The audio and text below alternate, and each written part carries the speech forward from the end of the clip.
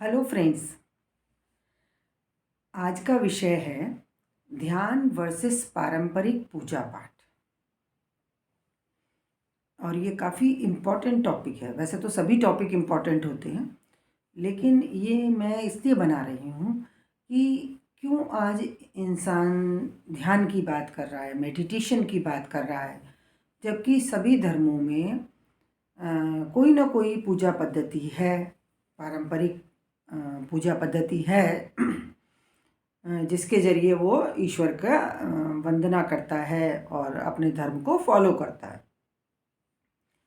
तो इसमें दो तीन बहुत इम्पोर्टेंट पॉइंट हैं। एक तो जब हम ध्यान करते हैं तो ध्यान का मतलब क्या। जब हम ईश्वर के ध्यान की बात करते हैं, देखिए पढ़ाई लिखाई में ध्यान करते हैं वो एक अलग बात है, लेकिन ईश्वर का ध्यान जब हम करने की बात करते हैं तो हम ऐसा समझते हैं कि हमें ईश्वर का ध्यान करना है। जब हम पारंपरिक पूजा पद्धति से पूजा पाठ करते हैं तो जनरली जो मैं हिंदू इसमें देखती हूँ और बाकी धर्मों में भी मैंने कुछ कुछ देखा है कि वहाँ जब हम पूजा पाठ करते हैं तो वहाँ हम ईश्वर से कुछ ना कुछ मांगते हैं। तो जो कुछ कुछ हम मांगते हैं, जैसा मैंने वीडियोस में बोला भी है, वो सफिशिएंट नहीं है, वो बहुत कम है। चाहे वो नौकरी है, पढ़ाई है, तबीयत है, बीमारी ठीक करना है, कुछ भी है, ये बहुत कम है। ईश्वर से ईश्वर को मांगना, ईश्वर में ही ध्यान लगाना, ये तो एक पहला इम्पॉर्टेंट पॉइंट हो गया, जो बहुत बड़ा डिफरेंस है। क्योंकि जब ईश्वरीय एनर्जी आएगी तो बाकी सारी जो इच्छाएं हैं जो हम मांग रहे थे वो तो वैसे ही पूरी होने वाली हैं। इसके अलावा भी बहुत कुछ जो हमारी कंडीशन ख़राब होती है और हम संभाल नहीं पाते हैं जीवन को, वो सब भी उसमें शामिल है। तो एक तो ईश्वर का ध्यान करना मतलब ईश्वर को बुलाना, ईश्वर को मांगना, ईश्वरीय एनर्जी को अपने अंदर आते हुए महसूस करना, ये एक बड़ा डिफरेंस है। इसके अलावा ये तो चलिए है जो थोड़ा समझ में भी आता है। इसके अलावा एक ये बात है कि ईश्वर हमारे विचार से जुड़ा हुआ है। इंसान जो भी विचार लेता है वो ईश्वर या वो नेचर, उसे हम ईश्वर को, गॉड, अल्लाह, उनको हम नेचर भी बोल सकते हैं। कोई एग्री नहीं करता तो मुझे क्षमा करें, ये मेरी अपनी बुद्धि है या जो मैंने सीखा है। कुछ धर्मों के लोग हो सकता है इस बात पे एग्री ना करें। तो वो जो नेचर या एनर्जी है वो हमारे विचार से पे वर्क कर रही है, ये एक मैकेनिज्म हमें समझना पड़ेगा। देखिए पारंपरिक पूजा पद्धति में भी यही बात है कि बहुत तैयारी करने के बाद एक पर्टिकुलर टाइम पे एक पर्टिकुलर तरीके से हम और बहुत प्रिपरेशन करने के बाद हम ईश्वर से कोई प्रार्थना करते हैं। बात फिर वहीं आ गई कि हम विचार ही रखते हैं, हम ये मानते हैं कि जो हम ईश्वर से कह रहे हैं वह सुन रहा है। तो अब यहाँ गलती कहाँ हो रही है कि जो हमने बहुत सारी तैयारियां की हैं, वो एक ख़ास टाइम पे पूजा करना या ईश्वर को अप्रोच करना, ख़ास तरीके से, ख़ास तैयारियां कर करके तो ईश्वर केवल उसी समय की प्रार्थना नहीं सुन रहा है, केवल हमारा वही विचार नहीं सुन रहा है, वह हमारा हर विचार सुन रहा है, हमारी हर इच्छा सुन रहा है, बाकी टाइम में भी जो हम बोलते हैं वह भी सुन रहा है। ये भी वैसे मैं एक वीडियो में बोल चुकी हूँ। आज का जो मेन पॉइंट है वो ये है कि जो भी हमने तैयारियां की उसकी ज़रूरत ही नहीं थी। ईश्वर तो उन सारी तैयारियों के बाद, वो सारे खर्चा करने और कष्ट उठाने के बाद जो हम ईश्वर से प्रार्थना करते हैं, वो तो वही प्रार्थना नहीं, वो तो हमारे हर विचार को सुन रहा है, उस पर काम कर रहा है। सुन नहीं रहा, काम कर रहा है। कभी कभी अचानक से सोते सोते हमारे ध्यान में आया कि भाई सुबह 4 बजे उठना है, आज आज कुछ जल्दी उठना है, ये विचार आते ही और हम सो गए, हमने कोई पूजा पाठ नहीं किया, और फिर हम देखते हैं हमारी आँख 4 बजे खुल गई। ऐसा अगर आपके साथ नहीं हुआ है तो आप पूछिए लोगों से जा कर के, आपको 10 में से 5-6 लोग, 2-4 लोग ज़रूर मिलेंगे जो ये कहेंगे कि हाँ, हम जो सोच के सोते हैं उतने बजे हम उठ जाते हैं। ये एक एग्ज़ाम्पल है। देखिए मैं इसको साइंटिफिकली लेके चल रही हूँ, जो मैंने वीडियो भी बनाई है। क्या साइंटिस्ट प्रूव कर सकते हैं या साइंटिस्ट ईश्वर की खोज कर सकते हैं? बहुत अच्छा रेस्पॉन्स भी आ रहा है इस वीडियो को। तो ये साइंटिफिकली है कि हमने जो सोचा, कई बार बहुत लोगों ने जो सोचा वो हो गया, और ख़ास तौर से सुबह उठने वाली बात। तो ये ऑलरेडी नेचर हमारी सोच पे चल रही है। तो केवल वही सोच, वही प्रार्थना नहीं सुनेगी जो आपने बहुत तैयारी करने के बाद में कहीं एक पर्टिकुलर धाम पे, पर्टिकुलर जगह पे पहुंच के आपने की। केवल वही प्रार्थना नहीं सुन रही है, नेचर हमारे हर विचार पे दौड़ रही है। ये समझने की कोशिश। अब बात ये आती कि हम ऐसा क्या विचार लें जिससे हमारा जीवन बैलेंस हो जाए, मज़ा आ जाए। वो है ईश्वर। ये भी एक बात हो गई, चलिए हम बात करते रहते हैं। अब इसमें नुकसान, ट्रेडिशनल पूजा पाठ में नुकसान क्या हो रहा है, ये आज का मेन मेरा मुद्दा है। उसमें ये नुकसान हो रहा है कि पहले तो बहुत लोग उस सिस्टम को उतना फॉलो नहीं कर पाते। तो किसी भी धर्म में रहते हुए सारे लोग उस धर्म की ट्रेडिशनल पारंपरिक पूजा पाठ को नियम से नहीं कर पाते। तो वो ईश्वरीय कृपा से वंचित रहते, कनेक्शन से वंचित रहते। वैसे तो पारंपरिक पूजा पाठ में उतना कनेक्शन नहीं बन रहा होता है, क्योंकि इंसान ईश्वर को ना मांग करके चीज़ें मांग रहा होता है। तो ईश्वर चीज़ें दे देता है, लेकिन फिर उन्हें अपने मन से कष्ट होता है, अपने व्यवहार से कष्ट होता है, दूसरे के व्यवहार से कष्ट होता है। उसका इलाज हमने मांगा नहीं होता। हमें ईर्ष्या होती है, हमें डर लगता है। कभी कोई जाके ईश्वर से शायद ही बोलता हो कि मुझे ईर्ष्या ना हो, जलन ना हो, मैं क्यों जलता हूँ दूसरों को देखकर। हाँ, ये ज़रूर कहेंगे कि भाई मुझे भी गाड़ी दो, पड़ोसी की गाड़ी आ गई है। तो पहले तो हम जो वहाँ मांग रहे हैं वो ही कम है। दूसरी बात, वो इतने ट्रेडिशंस जब होते हैं तो इंसान की लाइफ बिज़ी है, बच्चों की लाइफ बिज़ी है, हम आलसी भी होते हैं, और हम बहुत लोग वो ट्रेडिशन फॉलो नहीं कर पाते हैं। तो जब वो तैयारी वो कर नहीं पाते हैं, ट्रेडिशन वो फॉलो कर नहीं पाते हैं, उनका मन नहीं होता है, या उनके पास टाइम नहीं होता है, या उन्हें विश्वास नहीं होता है, जो भी रीज़न रहा हो, तो वो ईश्वर से कनेक्शन बनाने से वंचित रह जाते हैं। और बहुत पढ़े लिख करके करियर बनाने के बाद कई बार इंसान आजकल या तो बहुत मन से परेशान होता है, बहुत टेंशन में रहता है, बीमारियां पाल लेता है, हो जाती हैं उसको, या वो जाके कहीं कहीं सुसाइड भी कर ले रहा है, या किसी दूसरे का मर्डर कर दे रहा है, या फिर छुप छुप के कुछ कुछ करता रहता है, एक्स्ट्रा मैरिटल में चला जाता है, और गिल्ट भाव में जीता रहता है, अपराध बोध।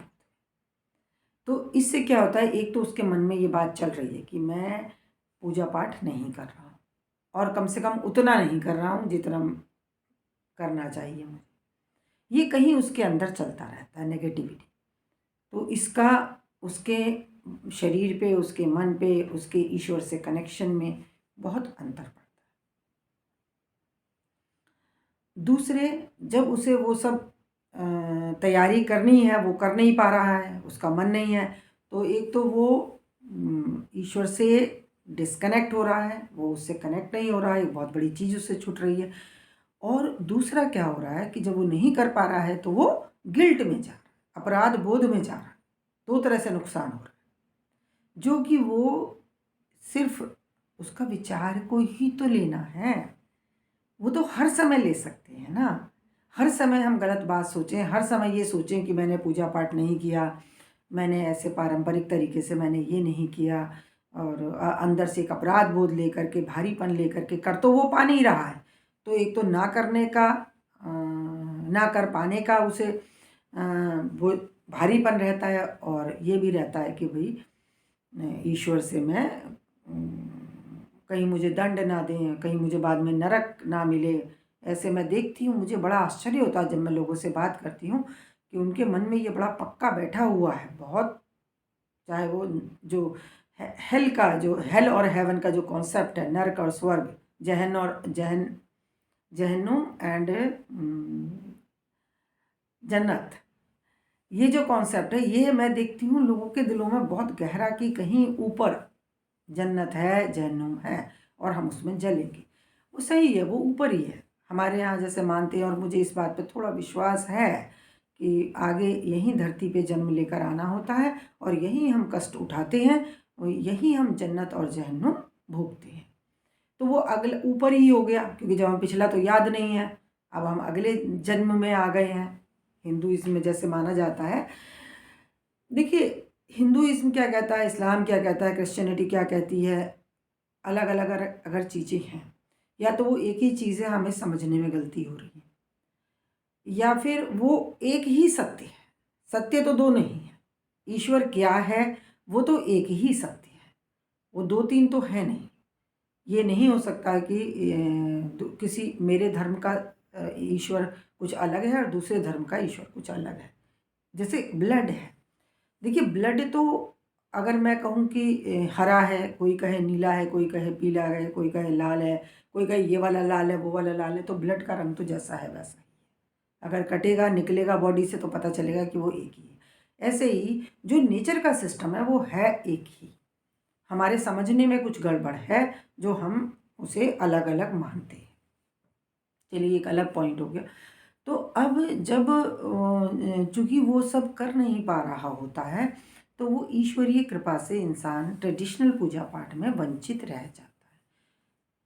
एक तो उसे वो कृपा नहीं मिली और एक वो दूसरा वो अपराध बोध में चला गया और विचार से ही नेचर वर्क कर रही है। ईश्वर का मतलब ये नहीं है नेचर क्या करेगी। जो ईश्वर है वो एक एनर्जी है, तो वो ये नहीं सोचेगी कि मतलब वो सोचती ही नहीं है। जैसे करंट सोचता नहीं, वो सब सिर्फ बहता है बहुत तेज। एनर्जी जो होती है ना वो बहुत तेज बहती है, वो सोचती नहीं है। चाहे वो पानी की धारा है, चाहे वो हवा का वेग है, चाहे वो करंट है और चाहे वो सुप्रीम एनर्जी है। तो जब आप गिल्ट में हैं, जब आप अपराध बोध में हैं, तो वो इसी पे वर्क करेगी। इसीलिए देखिए अपराध बोध का इंसान जो होता है वो डिप्रेशन का शिकार भी हो सकता है, वो जाके सुसाइड भी कर सकता है। अपराध बोध हमें मारता चला जाता है।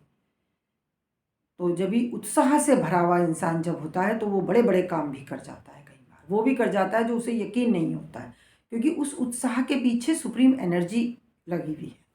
मन के विचार के पीछे सुप्रीम एनर्जी लगी हुई है।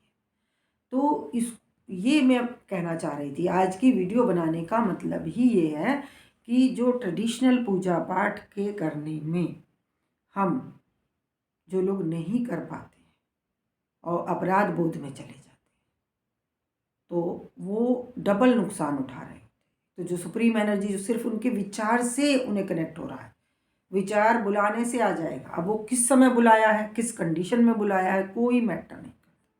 24 घंटे में जहाँ है, जब ध्यान आ जाए जब बुला लो, बोल दो मुझे तू ही चाहिए, चल मेरे साथ, रखो उसे अपने साथ सुबह से शाम तक। और रात को भी सोते समय ज़रूर अपने साथ लेके बोल के सो जाइए, आ रही है वो एनर्जी मेरे अंदर आ रही। देखिए सारा जो इम्प्रूवमेंट होता है वो तो सोते सोते होता है। बॉडी की रिपेयर और जब बीमार हो जाते हैं तो डॉक्टर यही सलाह देता है आराम करिए, आराम करिए। तो जब हम आराम कर रहे होते हैं तब हमारी बॉडी का रिपेयर हो रही होती है, हीलिंग हो रही होती है। तो जब हम ऐसे ही सोते समय अगर हम प्रेयर बोल के सो जाएं, मैं एक प्रेयर सजेस्ट करती हूँ 4 लाइनों की जो टेस्टेड है। बाकी अगर आपको इससे कंफर्टेबल नहीं है तो आप किसी भी धर्म में हैं, आप अपने हिसाब से ईश्वर को, उस एनर्जी को बुला करके, अगर आप नहीं बुलाना चाहते हैं, आपको लगता है मैं ये नहीं बुला सकता हूँ मेरे धर्म के अकॉर्डिंग, तो आप उसे सौंप के सो जाइए कि मेरा ध्यान रखिए, मैं आपकी शरण में हूँ, मेरे पास रहिए। बस वही तो करना है, उसे बुलाना है, उसे चीज़ें नहीं मांगनी है। तो ये करके आप सो जाइए। तो सोते सोते पूरी रात आप सो रहे होंगे और वो एनर्जी आपकी तरफ आ रही है। कैसे? देखिए सोने से पहले अगर एसी ऑन कर लिया है तो वो कूलिंग करता रहेगा, और अगर भूल गए हैं तो थोड़ी देर बाद गर्मी लगेगी, उठेंगे परेशान होंगे, फिर जाके चलाएंगे एसी। तो अपना एसी, ईश्वर का एसी चला के सो जाइए। इतना करना है। तो जो पारंपरिक पूजा पाठ में जो धर्मों में बताया गया है, बहुत सारे रीति रिवाज, उसके चलते इंसान रात को सोने से पहले तो गिल्ट में चला जाता है कि मैंने तो कुछ किया ही नहीं, मैं ऐसे नहीं कर पा रहा हूँ। नहीं तो कोई उसे टोक देता है कि भाई तुम क्या करते हो, तुमसे इतना भी नहीं होता है, कम से कम ये कर लिया करो। तो वो और गिल्ट में चला जाता है और पूरी रात उसके ऊपर उस गिल्ट का असर होता है। वो गिल्ट, जो विचार आप लास्ट में लेके सो रहे हैं, तो क्या होता है कि वो विचार पूरी रात आपके ऊपर वर्क करता रहता है। अगर आप टेंशन लेके सो गए हैं तो वो पूरी रात वो टेंशन आपको ऊपर बढ़ती रहती है, असर करती रहती है।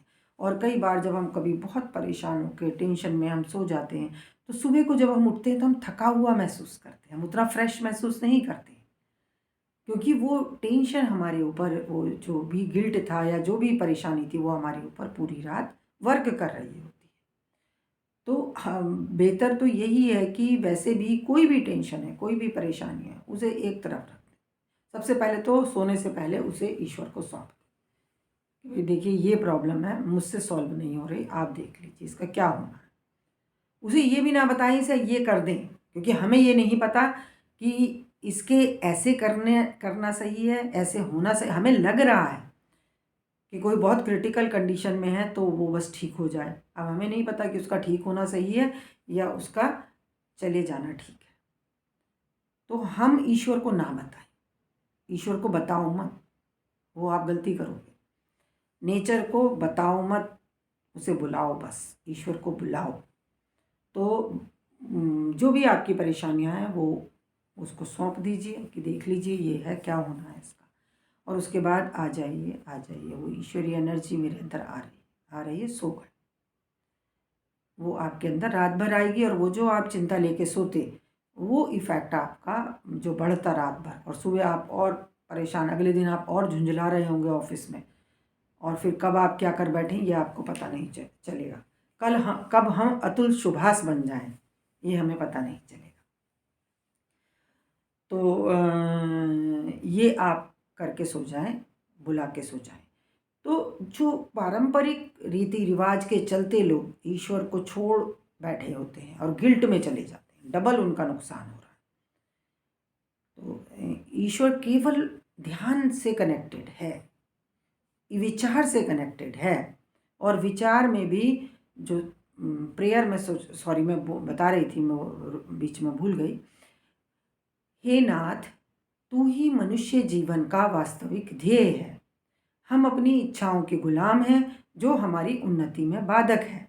तू ही एकमात्र ईश्वर एवं शक्ति है जो हमें उस लक्ष्य तक ले चल सकता है। तो ये प्रेयर मैं क्यों बता रही हूँ, क्योंकि ये मैंने अनुभव किया है कि ये बहुत यूनिक प्रेयर है। इससे हम गलतियाँ करने से बच जाते हैं। इस प्रेयर का मतलब है हमारे जीवन का उद्देश्य ईश्वर है, लेकिन हम अपनी इच्छाओं के गुलाम हैं। हमें तो इच्छा है कि कल को ये काम पूरा हो जाए, वो काम पूरा हो जाए, बच्चा ये बन जाए, तो हम तो उन इच्छाओं से बाहर नहीं आ सकते। हम ये कहना ही बेकार है कि तुम इच्छा मत करो, हम उससे बाहर नहीं आने वाले हैं। तो हम ईश्वर को ही ये काम सौंपते हैं कि तू ही एकमात्र ईश्वर एवं शक्ति है जो हमें उस लक्ष्य तक ले चल सकती। कोई हिंदी में कंफर्टेबल नहीं है तो अपनी लैंग्वेज में इसको ट्रांसलेट करके अपनी लैंग्वेज में बोल लें। तो ये इस प्रार्थना से हम गलतियां करने से, कि ईश्वर से हम कुछ और मांगने लगते हैं, उसकी तारीफ करते रहते हैं। तारीफ करने में देखिए बहुत बार हम ईश्वर की तारीफ करते हैं। हमारे यहाँ कुछ भजन होते हैं, अंधन को आँख देत कोढ़िन को काया, बांझन को पुत्र देत निर्धन को माया। ठीक है, लेकिन तुम्हें क्या चाहिए तुम बताओ। हम मम्मी से जाके कह रहे हो कि मम्मी आप बहुत अच्छी हो, मम्मी आप ये, मम्मी आप वो, तो बोले अच्छा तू बता, काम कर, बता क्या चाहिए तुझे, या जाके पढ़ अपना। तो ईश्वर वो सब सुन रहा है। तारीफ करने से ऐसा नहीं कि वो तारीफ करने से, बट हाँ अगर आप तारीफ भी कर रहे हैं, अरे वो महान है, तो अगर आप उससे कहीं कनेक्ट हो रहे हैं तो वो आपके मन की बात भी पूरी करेगा। कनेक्शन तो बढ़ ही रहा है जब आप तारीफ कर रहे हैं, तो मन की बात तो आपकी वो थोड़ा पूरी करेगा। लेकिन मन में बात ही क्या है, ये इम्पोर्टेंट है ना, कि बात तो फिर आपको कुछ ना कुछ चाहिए होता है, उसे बात तो वही है, ईश्वर को बुला नहीं रहे हैं। गलती सारी मेन इस फ्रंट पे हो रही है कि एक तो हमने ये मान लिया है कि जब तक हम वो रीति रिवाज नहीं करेंगे ईश्वर नहीं सुनेगा, जबकि वो आपकी हर बात सुन रहा है, वो उस कष्ट को भी झेल रहा है जो उन रीति रिवाज को करते हुए आपके ऊपर आ रहे हैं।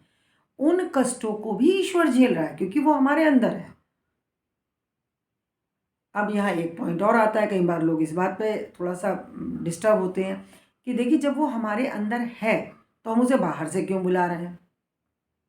हमारे अंदर जो आत्मा है वो जीवन के असर से, जैसे मैंने बोला है कि जीवन का असर हमारे ऊपर जमता जाता है, जमता जाता है। जो भी हम रोज़ देखते हैं, सुनते हैं, करते हैं, उसी असर के चलते हम कोई भी परंपरा जो बहुत कष्ट दे रही है आज की डेट में, जिसमें मैंने बोला भी है सबसे ज़्यादा शादी की परंपरा है, तो उसको हम तोड़ नहीं पाते।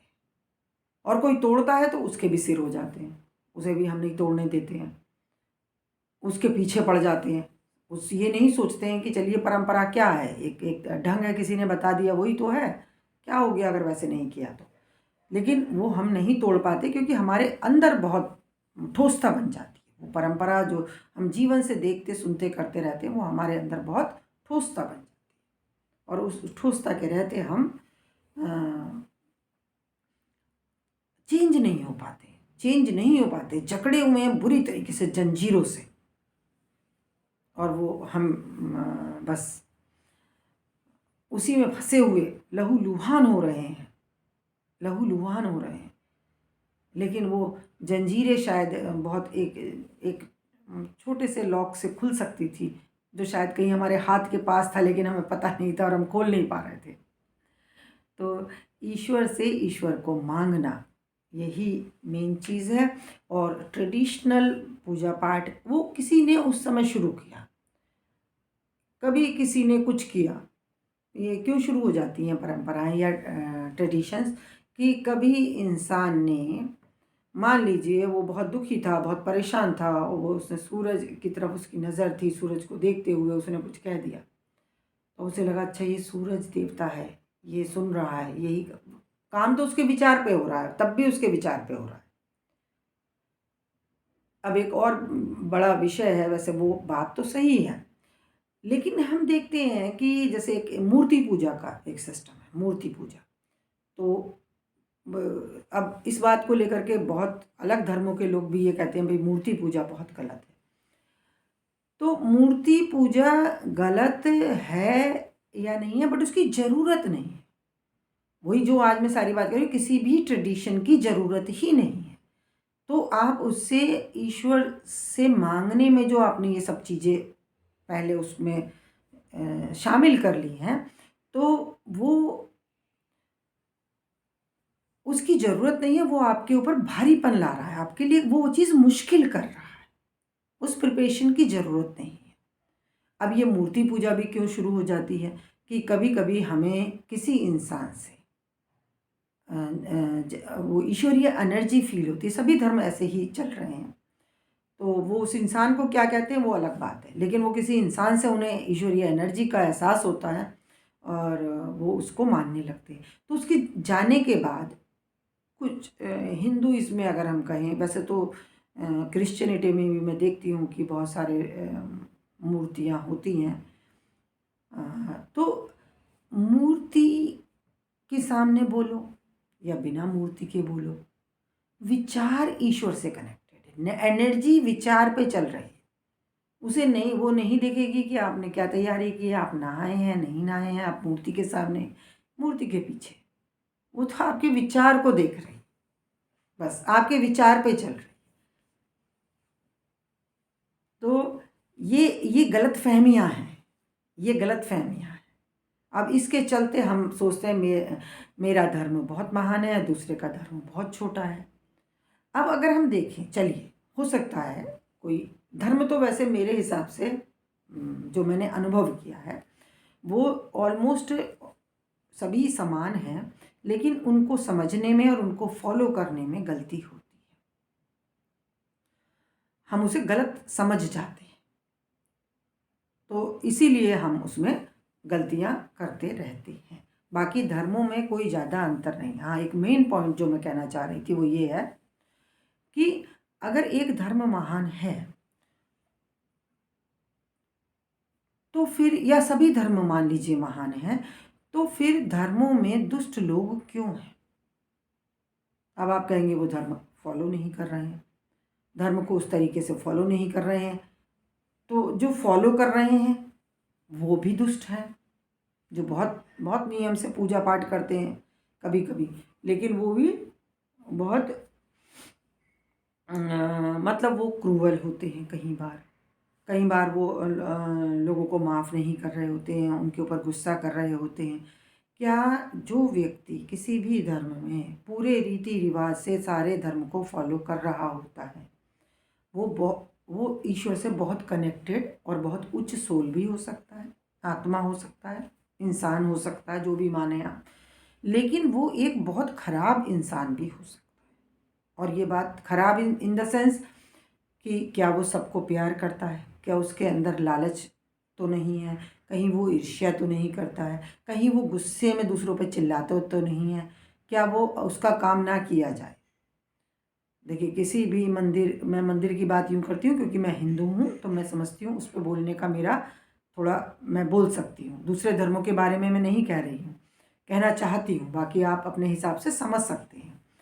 तो अगर ये नहीं है कि कोई बहुत नियम से सारे पूजा पाठ करता है, 9 देवी के व्रत रखता है, कांवर भी ले आता है, तो अब हम ये देखते हैं कि क्या उसका व्यवहार ईश्वर की तरह सबको प्यार करने वाला, सबको माफ़ करने वाला है कि नहीं, या उसके अंदर अभी डर, ईर्ष्या, लालच ये सब है। जीव से प्यार करने वाला, बस खाने के लिए परमिशन है। प्रकृति, देखिए प्रकृति से देखेंगे हम, जंगल में क्या परमिशन है। जंगल में लोग जानवर किसको ईर्ष्या के लिए मारते हैं, किसको डर से मारते हैं। कौन बच्चा नहाया नहीं तो जाके उसे गोली मार दी है, अभी मैंने सुना न्यूज़ में, कहीं पर बच गया बच्चा, लेकिन पापा ने गोली ही मार दी। ये ठोस था। मन हमारा तलवार बना हुआ है, बंदूक बना हुआ है। तो अगर धर्म कोई महान है या बहुत, तो फिर उसमें गलतियां सब धर्मों में समान कैसे हो रही हैं? सब धर्मों में समान गलतियां क्यों हो रही, ये बात है। तो आप अपने धर्म को महान मानते हुए भी कहीं ना कहीं आप गलती कर रहे हैं, कुछ ना कुछ गलती कर रहे हैं। तो ये जो ध्यान है, ईश्वर का ध्यान, ईश्वर को बुलाना, इससे हम बाकी गलतियों से बच सकते हैं, और जो हम गिल्ट में जाते हैं वो नहीं जाएंगे, और जो हम बिज़ी लाइफ में हम कर नहीं पाते हैं, ईश्वर को छोड़ के भागते रहते हैं, और उसका अंत तो दुखद ही होने वाला है। चाहे वो आत्महत्या हो, चाहे वो सुसाइड हो, नहीं है तो लास्ट तक अति टेंशन हो, दूसरे के ऊपर कुड़कुड़ाना हो, हाइपर टेंशन होगा, बीपी होगा, डायबिटीज़ होगा, ये सब होगा क्योंकि आप ईश्वर को छोड़ के भाग रहे हैं,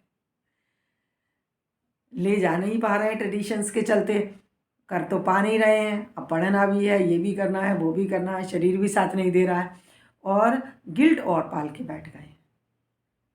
ये बड़ा नुकसान है। तो सिर्फ जहाँ भी हैं पहले उसे बुला लीजिए। फिर भी आपको ट्रेडिशन करते हैं, आप करते रहिए, लेकिन जब मौका मिले, जहाँ मिले, सोने से पहले, उठने के तुरंत बाद, तो ज़रूर उसे बुला लें। 2 टाइम तो उसे ज़रूर बुला लें, और जब भी कोई परेशानी में फंसे उसे सौंप दीजिए। जा रहे हैं, घर से जा रहे हैं, तो बोलिए चलिए मेरे साथ आ जाइए, आप मेरे साथ रहिए। घर में बच्चे को छोड़ के जा रहे हैं तो बोल दीजिए कि आप भाई, आप ध्यान रखिए मेरे बच्चे का, आप रहिए इसके पास। कहीं बच्चा परेशान है तो ईश्वर को सौंप दीजिए। शादी हो गई है, बेटी ससुराल में ज़्यादा बात नहीं कर पा रही है, संभाल नहीं पा रही है, उसे ईश्वर को सौंपिए। आप देखिए इसको, आप रहिए इसके साथ, अनंत है। Thank you friends.